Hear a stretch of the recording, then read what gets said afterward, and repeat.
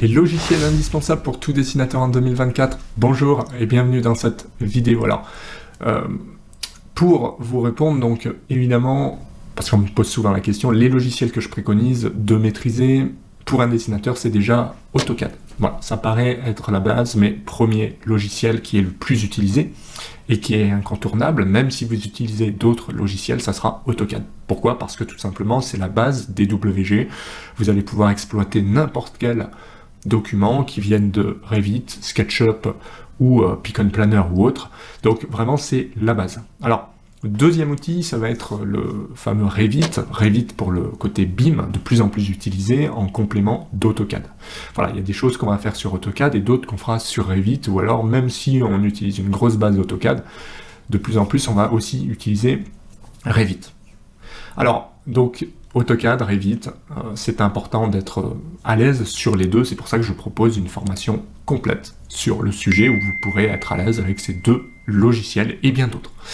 Troisième logiciel, ça va être SolidWorks, si vous êtes plutôt orienté tôlerie, mécanique, etc.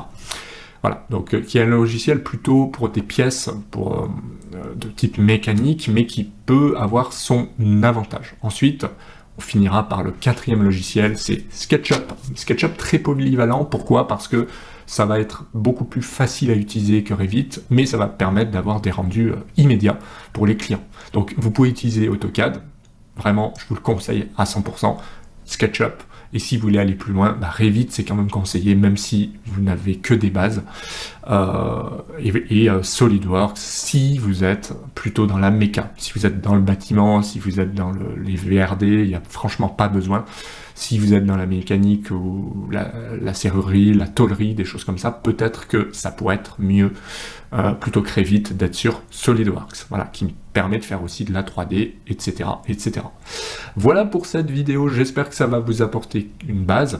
Si vous avez des questions, n'hésitez pas à les mettre en commentaire. Sinon, pensez à mettre un petit pouce bleu, pensez à vous abonner, c'est par là, c'est très important pour soutenir la chaîne. Sinon, vous avez la formation que je vous conseille de suivre, formation complète si vous voulez maîtriser tous ces logiciels. Et puis sinon, vous avez d'autres vidéos pour vous familiariser avec le sujet. Moi, je vous dis à bientôt en vidéo. Ciao!